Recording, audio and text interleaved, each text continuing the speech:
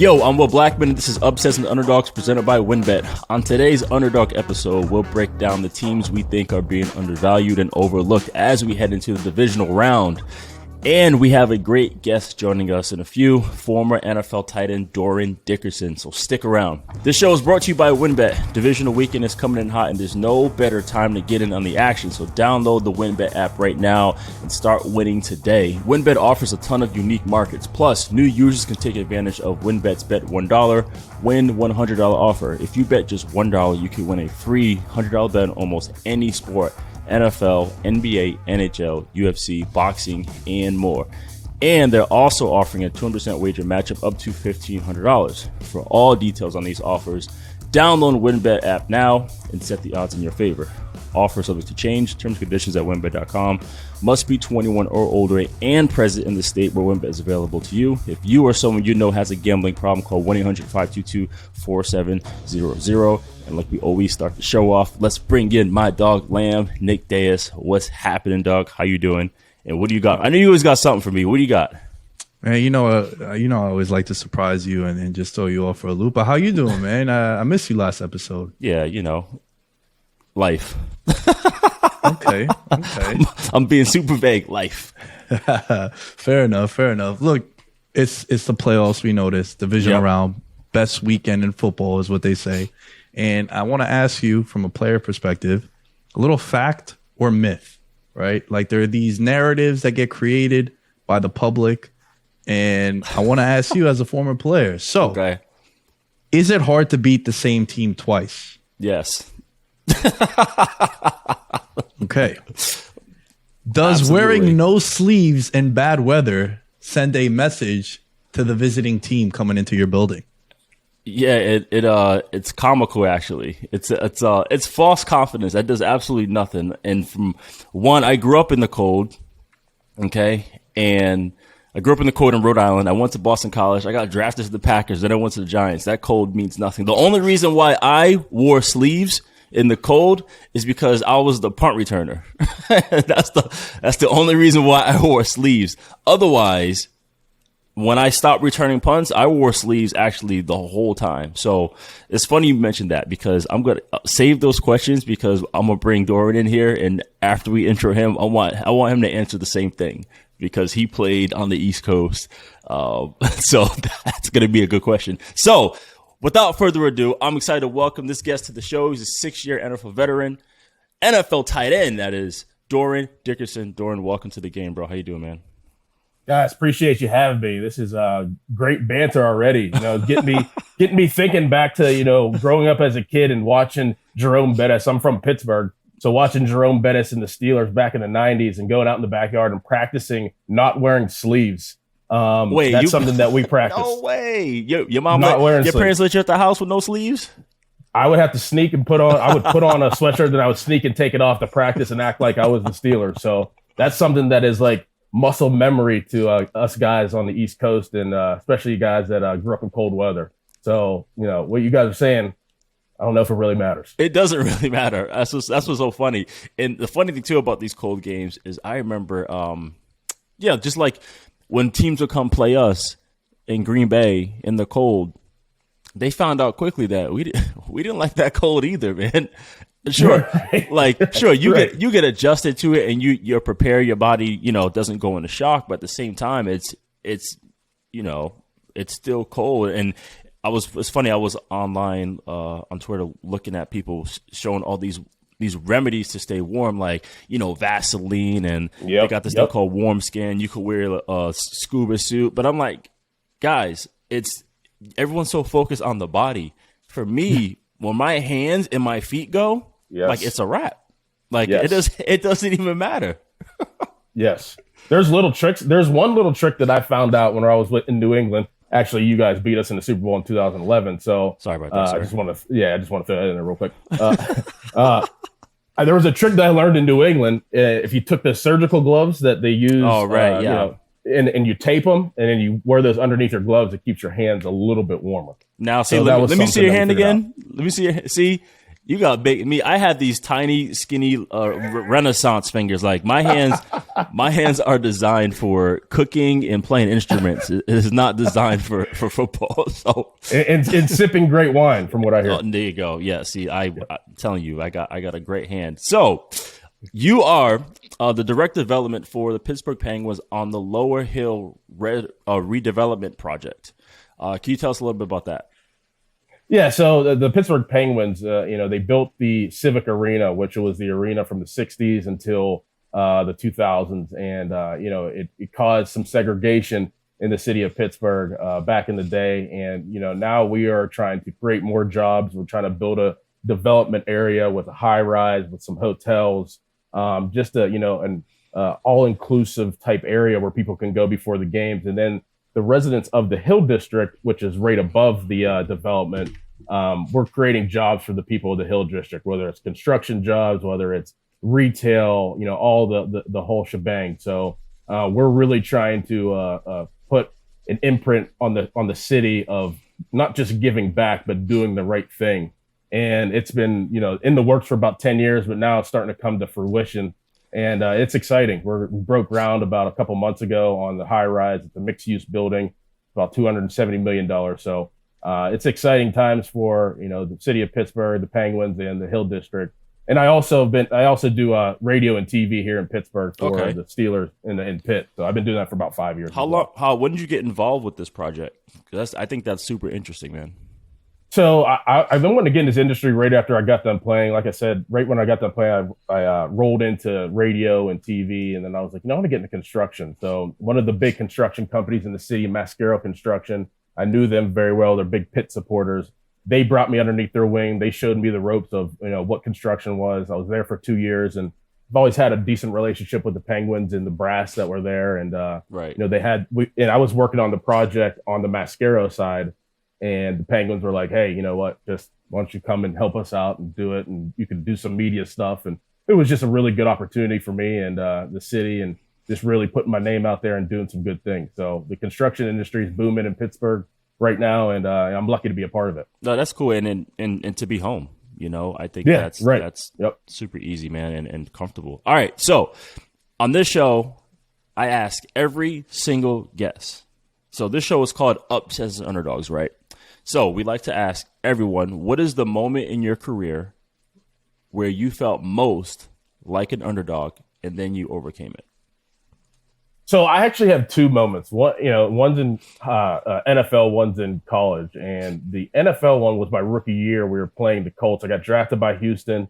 This was Arian Foster's breakout season. It was the first game of the year. The Colts are with Peyton Manning. They've been winning the division every single year. And we go out there and we thump them. I think Arian Foster had 200-plus yards rushing. We just played a really good football game. And it really set off, our identity of the season. Right. I mean, we didn't end well. We didn't end the season well. But I feel that every year in the NFL, every team has to create an identity in who they are moving forward and, just give them an opportunity to win games and be a successful team. So that created our identity, beating Peyton Manning that first game of the year on that, obviously, primetime game and, going out there and setting the foundation of our team. But a real underdog story, and you can relate to this, Will, back in your Big East days, we played West Virginia, and it was the backyard brawl when I was at Pitt. Backyard brawl. I remember the old one of that, yeah.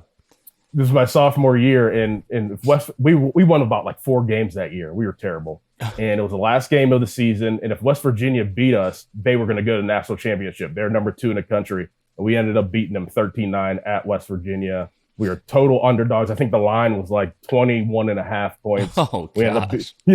We ended up beating them 13-9 to ruin their season. And they obviously didn't go to the national championship. You ruined a lot of people's season with that game. A lot. There was grown men crying in the stands.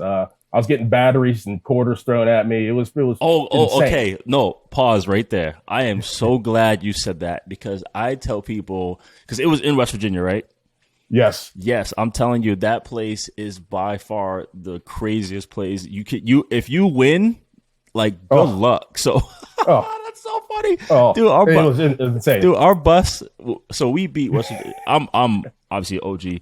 We played West Virginia when they had Pac-Man, Rasheed Marsh, and all them. And and Chris Henry, and we went into Morgantown and ended up beating them. And everyone was like blown away. And I remember they were throwing batteries. Our coach got hit with a tomato sandwich. Dude, West Virginia is no joke. You're not coming out alive. They were like rocking our bus, dude. It was crazy. Yes. Like, yeah. People were mooning us when we were driving in on the bus. I mean, it was insane. I was like, is this real? Like, and we're only like 50 minutes away. That's what I'm saying. Yeah, Morgantown. I was super close, right? Yeah. So we couldn't even stay in Morgantown. We had to stay in a hotel the night before the game, like right outside of Pittsburgh and Washington, because if we'd have stayed at the hotel, something would have happened. Because that's how much that's how much that we hated each other at the time. But that was just an unbelievable experience to beat a team that was going to get a national championship. That's what's up. All right, man. We can go all day with these stories, but it's time for our segment called Top Dogs. This is where we're going to highlight the underdog of the divisional round that we feel are most undervalued and have the best chance to win you some dough. So, Nick and Dorin, I know we're going to talk about a few games, but I think this might be the best slate of games I've seen in a long time in terms of like the matchups, right? I mean, I'll just list them, right? Bengals Titans, I mean, outstanding. 49ers Packers, another one that's just like a great matchup, outstanding, right? Rams Bucs, I mean, you can't get more explosive than that. And then Bills Chiefs, I mean, hello. I mean, all these games have like championship, conference championship, like, how can I say this? Energy, that type of energy there. So I'm excited to talk about all these games. So the first one we're going to go off with, fellas, Bengals versus the Titans. Titans a favorite, -3.5. Titans, I would say probably is the most dangerous team because they quietly got the number one seed. they quietly got despite having 91 different people, losing their best players, and still finding the way to get it done. And that's just an identity thing. And it's funny because you look at, I was in a Cowboys Twitter space yesterday, and everyone's going off of like, man, so much talent. And everyone's like, well, we say this every year, we got so much talent. I was like, no, this year you guys legit had like so much talent. So like, what is it that made them get bumped out? And I'm like, it has to be a leadership thing. It has to be an accountability thing. It has to be a mindset for them that to happen. And the reason I bring it up, because Tennessee, I mean, they don't even blink, and that's a huge credit to their coach. But yeah, before we get more into analysis, 63% of the tickets and 83% of the money are coming in on the Titans. People are afraid of the Titans, as you see, despite the Bengals being super explosive. Nick, get into some subplots and insights for us before we dissect this game more. Well, Will, I want to mention that you couldn't be more right about this weekend. We know it's always been coined as the best weekend in football, but this is a historical weekend, fellas, from this standpoint. If you take, Will, the combined spread of these four games, it is the lowest in divisional round history. So there's no double-digit favorite. The odds are very tight, and that's what you see in a lot of these games. And I think when it comes to the Titans, Will, I'm not someone that gets really worked up when it comes to awards, right? I always see different sides to things, right. But man, if Mike Vrabel isn't coach of the year, that would be something that I think would irk me, because I think this dude, he did such an amazing job. Julio Jones, A.J. Brown, and Derrick Henry, the big three, only played 5 games together all season long. That's crazy. I think this conversation, Will, when you're talking about this game in particular, you need to think of the Titans as that team we saw in the beginning 2 months of the season, as a team that was 6-2, and they were the top seed in the AFC prior to starting to lose some of these guys. So that's why I think this line is showing that maybe people have forgotten just how good those Titans teams were. Yeah, what are your thoughts on this game, Dorin?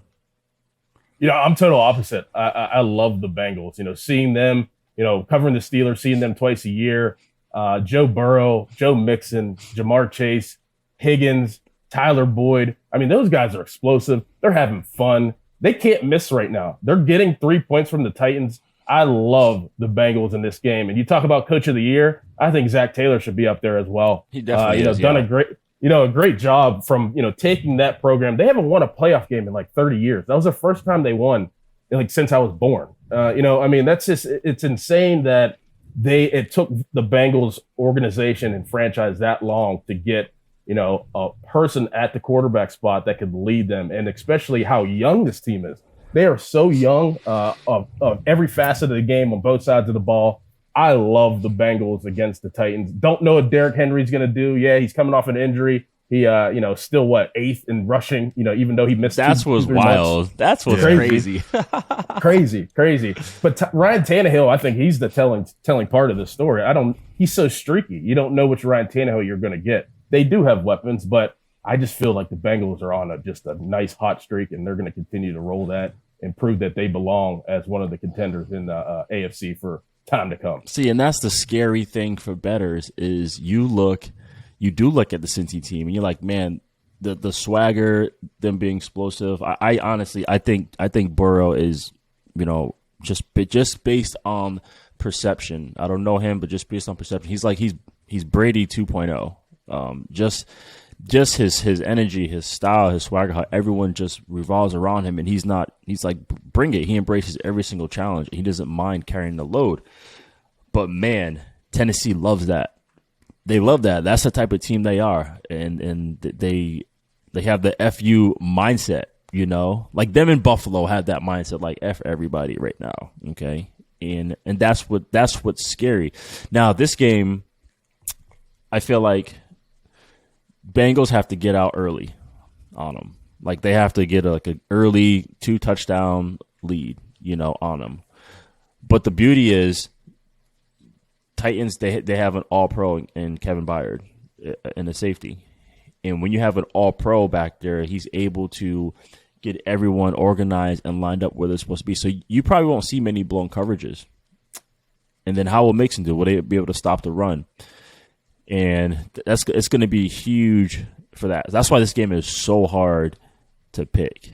No, Will, you know better than anybody. It's all about the one-on-one matchups, right? If you have, the set of receivers for the Bengals that I just named, Chase, Higgins, and Boyd, one of those guys is going to get open at some point, right? Byard can only do so much, but you got to win your man-to-man matchups, right? No, you do. That's why it's going to be huge to, you want to, number one, just make sure Mixon doesn't go off, and if you can shut down Mixon with just with base defense, a sub package, and you're not really blitzing or having to play man, then that's going to help Tennessee a ton. But I will say, yeah, they're gonna have to work. They're gonna have to work down the field. That is the Bengals. And then, yeah, like you said, on the Titans side, we don't know what Derrick Henry is going to look like. But from so far though, it didn't really matter what he looked like because he wasn't even in there, and they still got it done. So. What are some other insights you got for this game, Nick, before we make our picks and move on to the next one? Two things. The Bengals 4-1 as road underdogs this year, which is a tremendous record. And also, Will, if you think that this is maybe the second coming of Tom Brady 2.0, Joe Cool, Joe Franchise, you might be getting in on the action early before the markets actually adjust to what the line should be for the Bengals, right? It's like if you bought into the Seahawks early on with Russell Wilson when they went on that Super Bowl run, there were dogs in a lot of those games. Those lines, they were getting a lot of value when they played the Niners at home, on the anniversary actually of the Richard Sherman, sorry ass receiver like Crabtree quote that went viral, right? So you're getting early to the party on Burrow if you feel the way you do about Cincinnati, like Dorin does too. All right, fellas, I'll take it away. I like Cincy with the points, though. I don't know if they'll win, but I like them to cover that 3.5. Doran, who you got? I got Cincy definitely to cover, and I think that they're the biggest underdog in the playoff. I do. Just their story and. Their youth and where they're at as a franchise and with Joe Burrow, I think that they're a big underdog and they're going to surprise a lot of people, if not this year, but definitely in the next few years because I know the Steelers are worried about them. So you want them to cover, or you got them winning outright? I got them winning outright and obviously covering. Okay. Lamb. Fellas, I don't agree. I'm going to go with Tennessee. There's one thing that I think we need to mention about Tennessee also. I don't think, I could recall a number 1 seed that's being more disrespected by the sports books. The Titans right now on WynnBET are 7-1 to win the Super Bowl as a number 1 seed, where if they win this game, the next game will be in Tennessee also. Just blindly from a value perspective and betting numbers, I think the Titans are being severely disrespected. I think that's going to play into the locker room. And I think Mike Vrabel, he's undefeated with extra time to prepare in his career. We got that wrinkle going in. I kind of see a comfortable 2-touchdown win for the Titans. Oh, look at this guy. Wow. You even mentioned it, Will, with Foreman looking a little bit like Derrick Henry in some of those runs in some of those games. He surpassed 100 yards rushing too. Now, we obviously want the big dog to be in there if we're going to get the Titans to win this game. I mean, I should be speaking for me since you fellas picked the Bengals, but I just think that this team is being disrespected. This is why you went and got Julio, right? He's going to be the healthiest. Let's see if we can get some Atlanta Falcons Julio to show up. I just like this spot here for the Titans. Fair enough. Well, real quick, man, this mindset in the playoffs when you're rematching a team from earlier, what can you tell me about? What can you tell me about this? Because there's a common theme we're going to see over the next couple of games that we're going to break down. Yeah, well, it depends, like how far out, the rematch was. You know what I'm saying? And also, too, especially this year, a lot of things are different. A lot of bodies have changed. A lot of, obviously COVID changing a lot of things. And then, once you get into the tournament, it literally is way more intense. It really is. And you can look back at the things where it's like, hey, we could have done this differently or whatever. If you just played them like, a few weeks ago, then I get it. But if you play them like early in September, a lot of things have changed. So it really depends on, that situation. Because then a lot of guys got healthy. A lot of guys' mindsets changed. Maybe some guys have, improved their style of play from there on out. Some players' chemistries are better. Right now, Jimmy G is feeling great. You know what I'm saying? So, and that goes right into our next game. We got the Niners and Packers. Let's go. Niners versus the Packers. Packers favored -6 ticket and money count. 54% of the tickets on the Packers. And even the money is pretty much dead even coming in on both teams. The Packers are the top dog in the NFC, which is super cool. And what's not super cool is the Niners, their top 2 defenders in Warner and Bosa, both got banged up pretty good in the game. Although Warner did tweet apologizing how he went down because he made everybody nervous. He grabbed his knee instantly. I thought it was a wrap for dude, man. Yep. And then right now the Packers are super healthy, and that's huge in this situation. That's how I look at a lot of teams. I remember going back to 2015 with the Panthers. The reason why they were so good, despite being super talented, is they were healthy. They had all their players. They didn't have really any major injuries. They were fully at full strength, and right now that's what Green Bay's looking like. However, Nick, can you confirm? I don't think Aaron's beaten the Niners in the playoffs yet. No, so there was the one loss to the second year Kaepernick, right? Well, it was the first year that he was starting when the Niners went to the Super Bowl. And then they lost to the Niners in the NFC title game 2 years ago, where I think Jimmy G threw the ball 7 times in that game. It was one of those weird games. But yeah, he hasn't beaten the Niners, Will, in the playoffs. Dorin, talk to us about this game. What do you like? What do you like here? I mean, I love Aaron Rodgers. I think that this is the biggest lock of the weekend. Aaron Rodgers is not going to let Jimmy G and the San Francisco 49ers beat him again. He's on a mission this year, and we don't even need to go into it. We know why he's on a mission. The whole, deal with, what's going on in our country right now, and him, being really lambasted by the media, guys not voting for him for, MVP just off of his views. He is on a mission. You gave him a week off last week to rest up. He has a little toe deal that he's been dealing with. He's going to rest up. He's going to be on fire, and he's not going to let anybody get in his way except for maybe and we'll get to it the next round after the 49ers. So I think that this is a lock. I think Aaron Rodgers is on a mission this year, and his team, the guys that fill the positions, the Aaron Jones, the Dillons, the running game, obviously Devontae Adams, they're going to step up, and the other role players are going to step up as well, and they're going to take care of business. Yeah, I think actually Aaron was my preseason MVP pick, and he was my lock because he got pissed off. He thought about retiring. He was, thought about going somewhere else, thought about holding out, all these things. And I was like, all right, he's going to go off. And then, right, you mentioned, his views, his political views, and everyone, they keep saying stuff to him, and he just sits back. He just sits back, has his tequila, goes out there and just wins. You know what I'm saying? And yeah, I think right now too, you look at this Packers team, they are extremely close. And I want to say, I'm so curious to hear about a conversation that he and Tom Brady had when they were playing golf together this offseason. Because the one thing you always heard about Aaron Rodgers is he's not personable. He's different. He's a cow guy. He's hard to get to know. He's hard to read and all that stuff. And all these crazy narratives that people are assuming that don't know him. And I know if you follow Brady, I'm sure everybody does. Brady's always posting pictures of his teammates. He's always tagging them and doing this and do that in his stories. And you didn't really see Aaron really do that. And this year, if you go to Aaron Rodgers' stories, he's always showing his teammates love, like always retweeting them, tagging them, doing all this. Like he's really embracing that, bringing my players together and continue to show them love.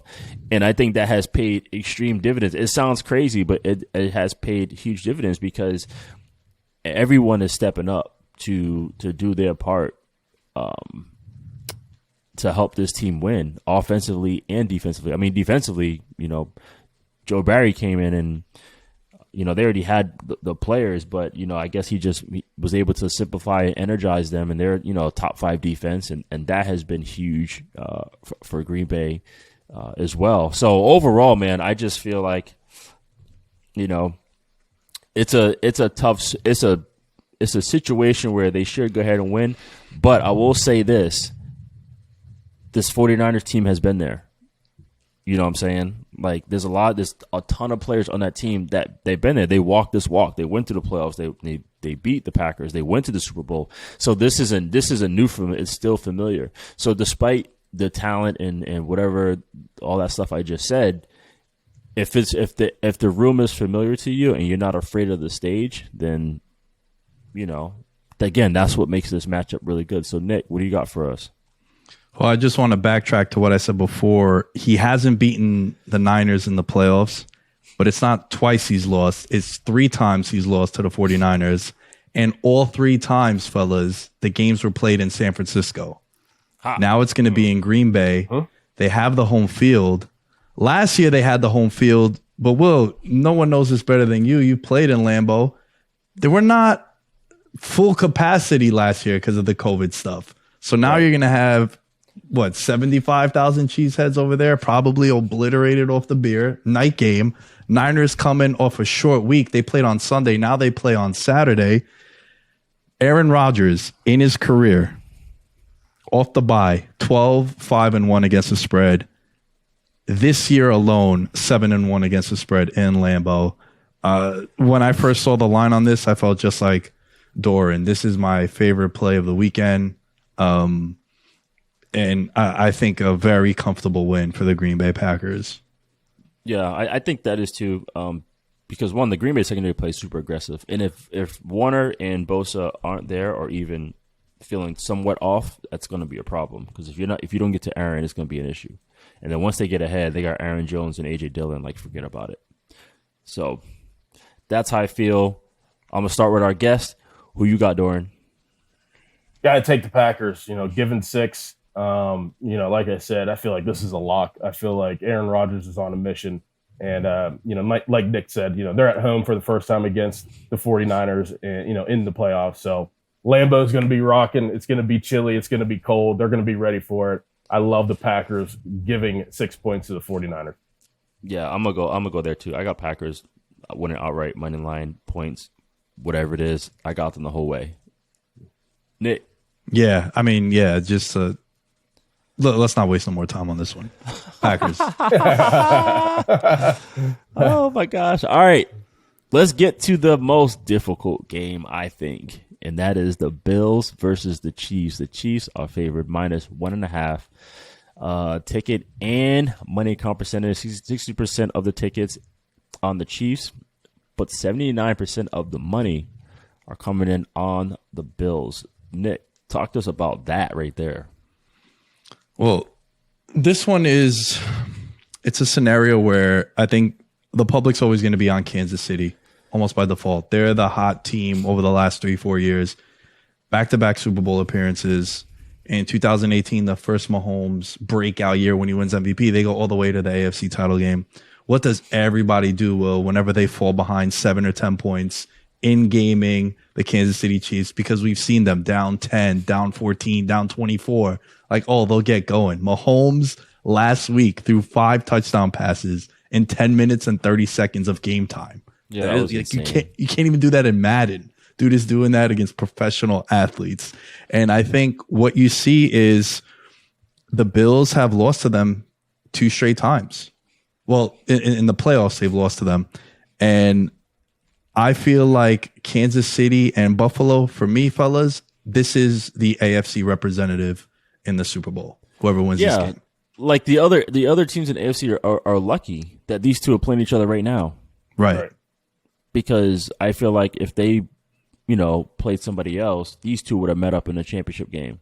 Mm-hmm. So it's like, man, this game, I'm excited for this game. Actually, it's funny. I posted a picture and then I went on your story and I saw you post a picture of Stephon Diggs looking at the confetti when they lost to Kansas City.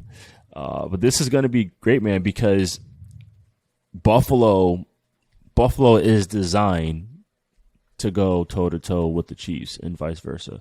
Now, my only concern is, if Josh gets going running the football, if Singletary gets going running the football, and if Buffalo has the triple threat option to run, throw, or whatever it is, then that could be problematic.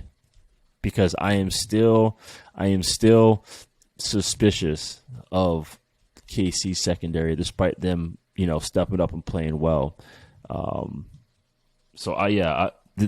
just like fired up for this game. And then you just look at Buffalo, man, and I said it all year. They no question had the best tandem at safety in Poirier and Hyde, and it showed right there with their postseason accolades.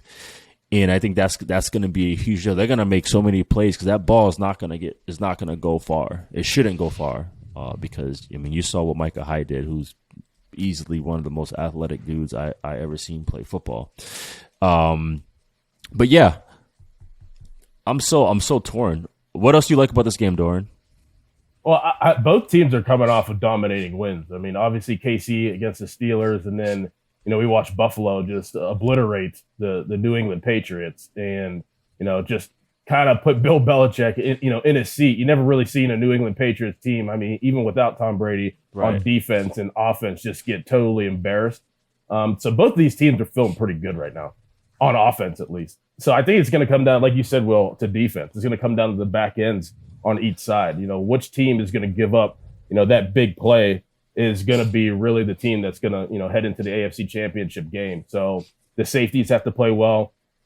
You have to know, if you're Buffalo, you have to know where Travis Kelce is at all times. I think that he is the vision of that offense. I know Mahomes is really, but Travis Kelce dictates so many things because the way he gets open, the way he controls the mid-level, the high level on a field, opens up Tyreek Hill, opens up Mecole Hardman, opens up, Damian Williams and Gore and Hilaire whenever he's healthy.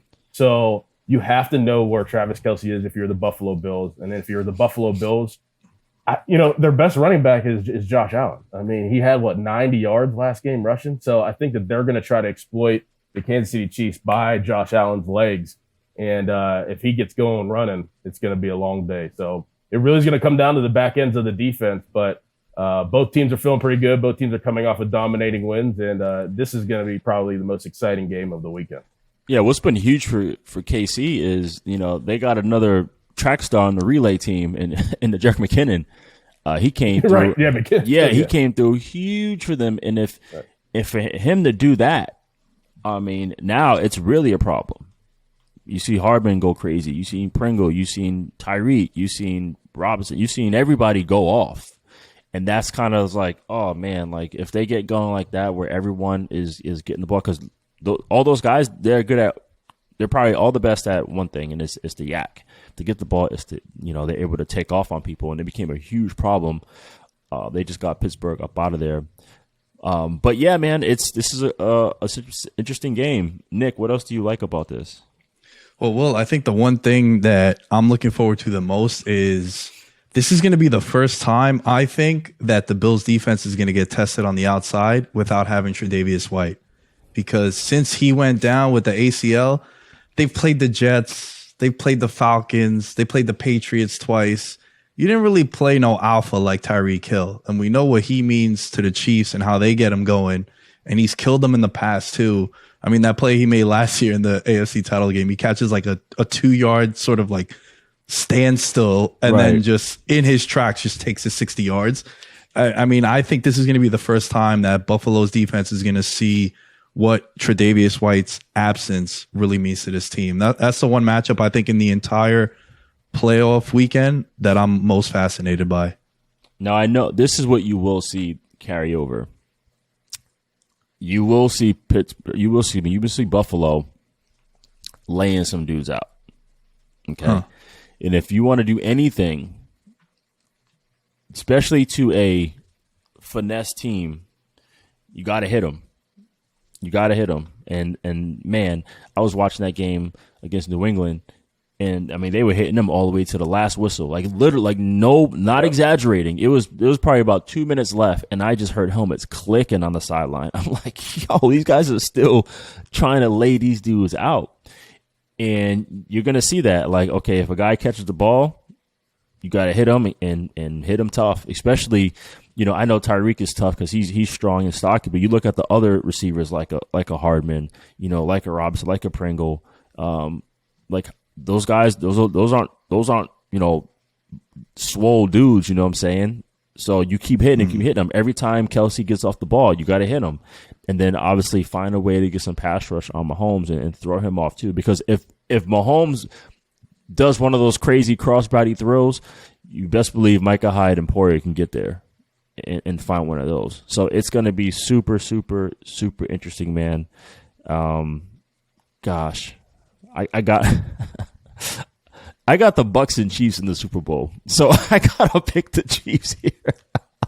I can't be like, if I want to win some money, then I'll probably pick Bills money line, but I'm gonna do that. How about that?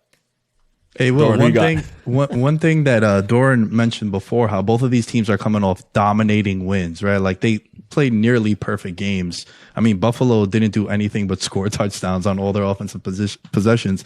But that's one thing that I'm so conflicted about this game, because both teams are coming off monster performances, right? Like historically, this would be a spot, fellas, where if the Bills were coming off this monster game and they were playing, say, the Chiefs, who won by a field goal, and it looked ugly, then I would probably lean towards Kansas City, right? Because it's hard for you to duplicate yet another dominating performance like that historically. However, having both of these teams coming in off monster wins, and you got the history, the Stephon Diggs picture, like Mahomes they can't in wait the to playoffs. Buffalo cannot wait to go to Kansas City. This is what you wanted. This is what you asked for. You're not going to be able to go to a Super Bowl in the AFC unless you get through Mahomes. I'm leaning towards Kansas City, though, at home. I think they're being undervalued. Look, Mahomes has covered every single game at home that he has started and ended in the playoffs, besides the first AFC title game against Brady. So to me, 1.5, I think that's almost free money that's being offered there. If I'm on the Chiefs, I'm taking the Chiefs at home. Dorin? I think the Bills are due. Just thinking back to the 90s and all the losing Super Bowls with Thurman Thomas and Jim Kelly. I mean, that city has been through enough. They finally have hope. You ever seen Man of Steel? The S on the chest means hope. I feel like that's Josh Allen to the Bills Mafia. And, they're jumping through tables. They're lighting tables on fire. They're excited for their team. They're excited for this opportunity. They finally have a head coach that is legit in McDermott. I think the Bills are due, and they have explosive football team. They have a great quarterback. So I like the Bills here. I like the Bills money line. I like the Bills getting 1.5. They're due. It's time for the Bills to make just due and make it through the AFC Championship game, make it to the Super Bowl. I think the Bills have what it takes for this year to be the team that their city expects them to be. Yeah, and I mean, and speaking of motivated and inspired, Josh Allen's ticked off. No postseason accolades for him. None. No Pro Bowl, no All-Pro, nothing. And he went off. Yes, he did. And he's playing like it right now. So I like the Chiefs. All right. Chiefs. Okay. I like 2 Chiefs. All right. Here we go. All right. Now into our final game. Rams at the Bucs. -2.5. 55% of the tickets are on the Bucs, and 81% of the money's coming in on the Rams because they were so excited of that explosive game at home at SoFi. I will say this: the Rams are, despite their safeties, they are at full strength, especially at offense. They are healthy, and they got Cam Akers back. This is my problem here. This is why this game is funny to me. I can't. Sorry to cut you off. I've been so excited to hear you talk about this game. More than any, because of I've been on the Rams all year. You've been on the Bucs. No. But here's this but guy here's what that happened. you're talking about is back though, because he was a big part of your decision. Yeah, right. So obviously, the one who came back is Cam Akers. When Stafford was first signed, I was like, "Oh, this is my Super Bowl pick. No question. They're going." Not just because I got Stafford, but because I had Cam Akers pegged for a 1,500-yard season. Cam Akers tore his Achilles early, and I'm like, all right, I'm going to the Bucs then. So I end up picking the Bucs before the season started as my team. And then all of a sudden I see he's designated to return. I'm like, really? That's an instant year once you tear your Achilles. And he came back and he looked absolutely outstanding the other night. Like everything went well for them. And it's so funny too. I laugh. I look at this and I put a tweet earlier today laughing like OBJ really cleared waivers and went to the Rams. Like think about that. Right. He cleared waivers and went to the Rams. But that tells me right there it is crazy how much of like teams or the media can paint a picture for teams to be afraid. And I spoke to teams before about like, hey, what about OBJ? And they're like, we don't know, because all these GMs talk, all these coaches talk to each other, like, what do you think? Is he going to do this? I don't know. And it's like, it's crazy. Even when the Rams signed OBJ, everyone was so afraid, like, is he going to mess up our team? Is he going to do this? Like, what team has he messed up? Let's be honest here. You know what I'm saying? The dude, yeah, he's a passionate dude, but when you have a player who everyone in the locker room gets along with the dude, for the most part, obviously, whatever he and Baker had. But everyone's on record saying, like, how much of a good teammate he is. And the dude doesn't get in trouble with the law. Like, those are two things that I'm looking at right there where it's like, what's the problem? And then he goes to a place which he belongs. Like, I put out another tweet, like, he belongs in, like, a big city, okay? He belongs he belongs playing for either the Giants, the Dolphins, or the Rams. Like, he belongs, or even the Chargers, because they're the same field. He belongs in a big place like that for him to go off. And so it's wild to me. And if there's anything to be nervous about, it'll be Stafford. Stafford obviously he calmed down. What I did like about Stafford, he was holding the football. Usually, you like quarterbacks don't hold to get rid of it, but he was making some reads and he's like, it's not there. I'm not going to get arrogant right here and try to fit the ball in there. I'll just take this L. So, yeah, this is interesting, man. Gosh, this I'm going to Dorin, take it away because it's just. This is, but like you said, Matt Stafford's been so streaky all year. One game he'll throw 5 touchdowns, another game he'll throw 5 touchdowns the other way. And, the other way.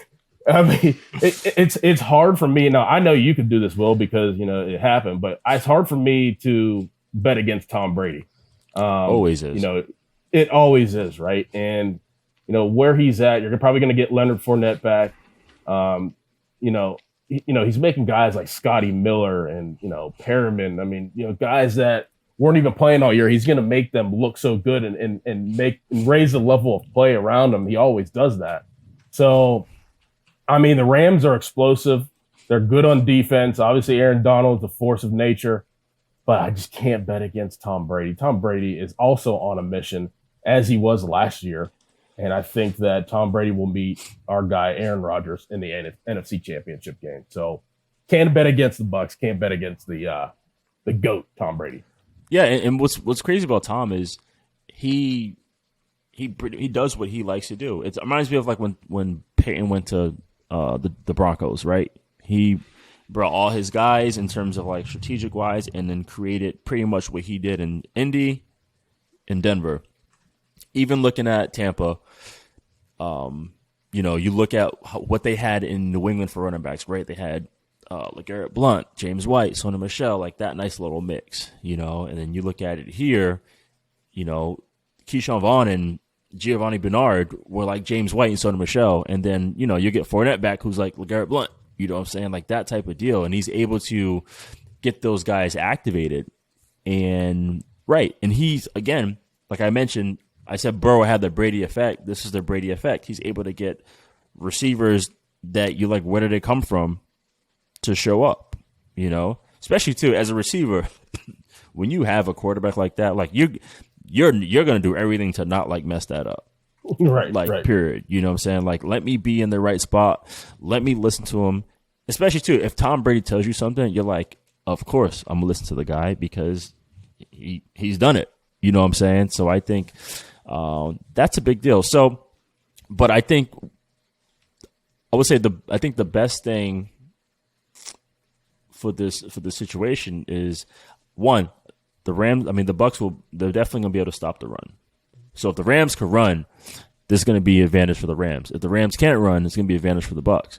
Also, I think the Bucs should have Carlton Davis travel with OBJ. They should have Carlton Davis travel with OBJ, and they should play defense to defend Cooper Kupp. Like multiple guys, that like coverage and defense, maybe safety come down and just do that. Because I feel like Carlton Davis, that's a dude, okay? Like that, like his mindset, everything, like he's a tough, aggressive guy. And I think he's someone that could possibly rattle OBJ. Like he would get in his face all day long, whether it's, not to the degree of, maybe to the degree of kind of like what Josh Norman got, OBJ irritated. You know what I'm saying? I would just, you got OBJ, travel. We'll help you with a little bit of courage here, and then we'll play defense around Cooper Kupp. I think that's going to be the best thing for them. And then, to stop the run. So, Nick, talk to us about this game. Well, one thing I want to mention, Will, is you talked about this early in the show about when you played someone, right? These two teams linked up in week 3. These two teams don't look nothing like they did back then. At all. There was no Von Miller. There was no Odell. There was no Cam Akers. On the flip side, we don't know what the status is for Fournette, though likely to return. There's no Chris Godwin. Wirfs left the game, came back in, gave up a sack, left the game again. Yes, their Pro Bowl center, he got taken out the game too. Oh, the backup that went in, Wells for Wirfs, he got hurt also. So this is shaping up to be something where the Chiefs experienced this in the Super Bowl against Tampa Bay, where all their linemen went down. If you're missing some of these linemen against Floyd, Von Miller, Aaron Donald. Everyone knows how to get to Brady. You got to rush him, throw him off his game. I'd be a little concerned if I'm the Bucs, if I'm going in there a little hobbled. And it's not betting against Brady. It's betting against the hand that we're being dealt with some of these injuries. Yeah, I mean, like you said, it's not betting against Brady, but if you're playing the 90s Bulls and Luke Longley and Tony Kukoc were out and Michael Jordan was playing, would you feel different about the game? I hear what you're saying. A little different, though, in basketball, though. No, don't you think? I love the concept. That's a good call. But I hear what I hear what he's saying though. Like Brady will still be able to find a way to like strategize it and whatever communication it is, whatever adjustments it is, like still find a way because it's Brady. Now, right? If those guys were out and you had either Gabbert or Trask at quarterback, then you're like, oh damn, bro, like there's a problem. But Brady's still there. He is. That's Yeah. Well, you didn't answer the question. I know, Nick. Nah, I don't think I would feel any different. But I also think that basketball is such a star-driven sport where that guy alone on the court with four others can make it happen. And he also has Pippen and Rodman still out there too. He did though. He went off with a bunch of guys who, when he was a rookie, they were all doing drugs, and he was out there putting up 50 points. So he still got it done, like you said, star-driven sport. Yeah. Hey, well, real quick, man, I got a question about DBs, right? Is this the kind of game that maybe you look at Mike Evans, right? He's coming off a 100-yard game, and he's clearly the only wide receiver that teams will be game planning against this iteration of the Bucs. And it seems like Ramsey has been moved all over the field, right? He's been in the slot. He's been in as like a safety sometimes, opposite sides on the field at corner. Would this be the type of game where you kind of throw your scheme away in a sense of like, you know what, Ramsey, this is why you're getting paid 8 figures, 9 figures. You're going to be on Evans throughout the whole game. Like, would you change up something like this in a scenario? Yeah, I would definitely, pretty much like I said about Carlton Davis and OBJ, I would do the same thing. I would put Ramsey on Mike Evans. Because anybody else, Mike Evans is going to eat, I think this is a situation where I think, Jalen could get in his face, in his mind, in his head, same situation, and see what happens. You know what I'm saying? So I would definitely do that and play defense everywhere else. I definitely think that would be a smart thing for the Rams to do. But we'll see, Yeah, I think that's actually really interesting. I'm gonna take a huge look at that. All right, guys. You worried about Gronk at all? You worried about Gronk at all? I am worried about Gronk because you don't, even if you had your starters, those guys are tiny, those safeties are small, and then you bring Eric Weddle in, and Eric, he's just, he just came in on third down sub situations and pretty much just played, middle field robber when he came in.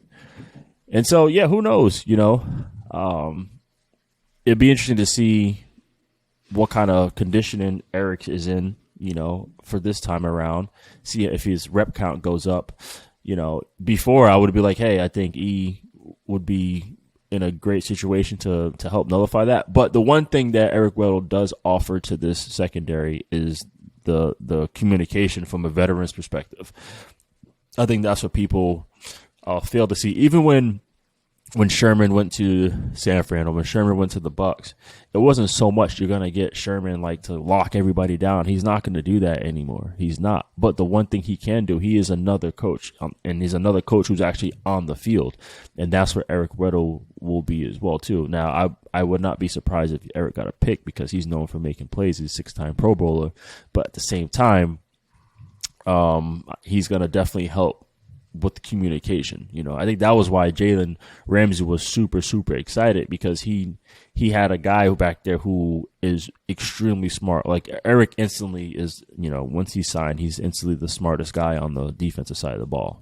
He's his mindset on the defensive side of the ball is what Cooper Kupp is on the offensive side of the ball to them. So yeah, interesting game, man. So let's make our picks, fellas. Dorin, who you got? I got to take the Bucs. Can't bet against Tom Brady. What do we say? What do we say? They're getting what, 3 or given 3, right? 2.5. 2.5. 2.5. Yeah, I like that. I like the Bucs money line given 2.5. They're gonna go in there, take care of business. It's gonna be Rodgers, Brady in the NFC Championship game. Can't wait for it. Like my heart, like I really want the Rams to go. I do. Like I want them to do well. I want Stafford. I want OBJ. I want Ramsey. I want all these dudes to like. Cooper Kupp had obviously one of the best years for a receiver ever, or probably the best year for a receiver ever. But I can't go against the Bucs. I can't go against Brady. All good. Nick, I'll do Nick, it. Who you got? I'll do it. Hey, look, my preseason Super Bowl is going up against your preseason Super Bowl, Will. I had Buffalo and the Rams, and I know I picked Kansas City in that last one. I'm going to go with the Rams here. I think this is a different Rams team. I like how they look. It's going to come down to Stafford. This is clearly the biggest game that he's ever played.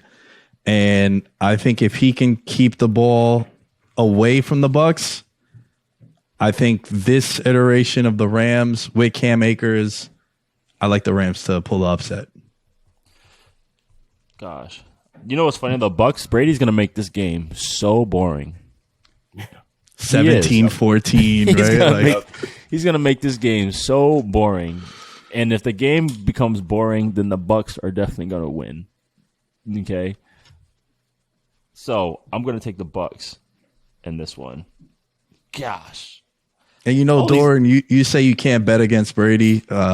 Pull the curtain a little bit. You know, I'm a Giants fan. My team takes care of business against them. So, like, to me, I'm not really afraid of that. So I'm gonna go. That's what I said to Will. He's not afraid of it either. I mean, so, he did it. He did it himself physically. I mean, that day. I mean, you can't. I know you guys are the only 2 people I know that would flirt with betting against Brady, and that's all right. You guys are allowed. I don't bet against Brady unless I'm involved. Let's go. But other than that, no way. All right, this show is brought to you by WynnBET. We've wrapped up the NFL regular season, so what are you waiting for? Download the WynnBET app and start winning today.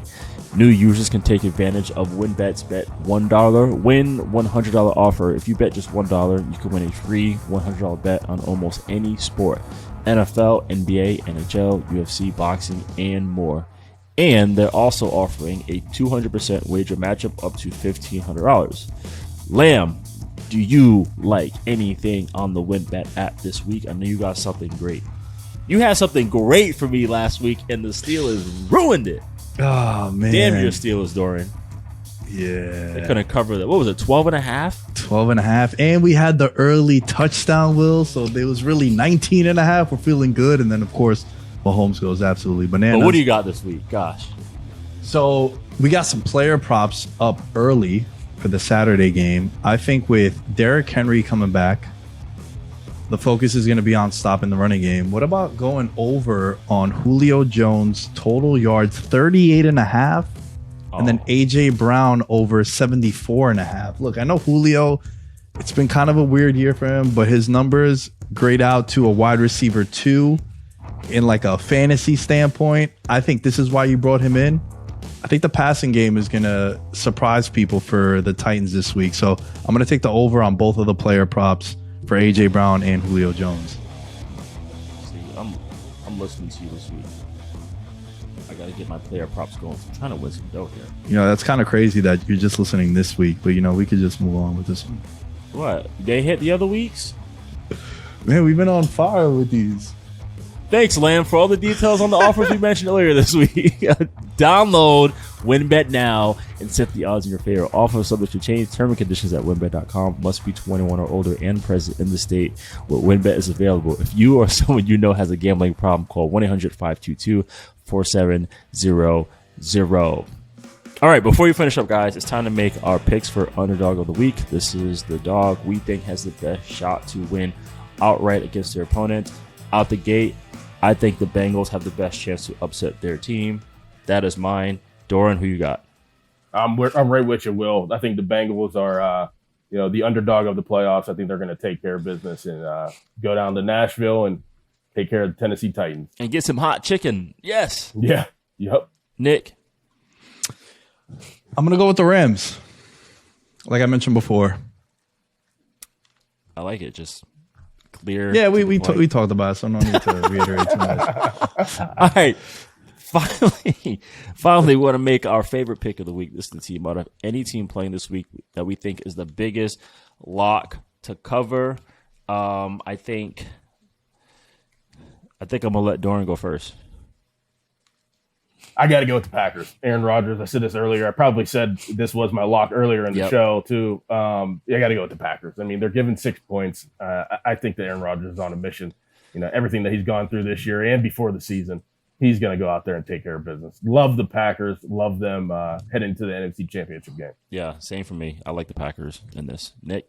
Yeah, clean sweep, fellas. I think Green Bay is, of all the games, I think this is the one that could be decided by 2 to 3 scores. I think everything else will come down to the wire. Yeah, as long as they stop Debo. They don't stop Debo, it's a problem. Mm-hmm. All right, let's quickly recap our picks. For me, I like the Bengals, Packers, Chiefs, Bucs. Bengals are my underdog, and my favorite are the Packers. Keep in mind, I like the Bengals to cover. I don't know if they're going to win, but I like them to cover. But also, they are my underdog pick. Lamb, who's yours? Titans, Packers, Chiefs, Rams. Rams also my underdog, and my favorite pick is Green Bay. And Dorin has the Bengals, Packers, Bills, Bucs, his underdog, Bengals, and his favorite, the Packers. All right, that's it for today's show. Next episode, we'll recap how divisional weekend went down and see how our picks turned out and if anybody has won some dough. And we'll see if Nick's player props worked out because I'm going to play him. And if they don't, if I lose, he's going to hear about it. All right, so Dorin, anything here you want to promote, talk to us, let us know, and where can they find you on social? Oh, you can find me on Twitter and Instagram at ScorinDorin, at CORINDORIN. And no, I appreciate you guys having me on the show. And real quick before I go, you guys know that it's less than a month away for Valentine's Day. And Will, you are the wine connoisseur. Oh, Lord. Probably the biggest wine connoisseur in the country that I know of. So I need you to give me one of the better bottles of red wine I can get for my significant other and us to celebrate Valentine's Day. Well, I need to know, what do you like and what's your budget? That's what I tell people. Let's say Cabernet under $250. Oh, under $250 a cab. You know what? It's pretty legit.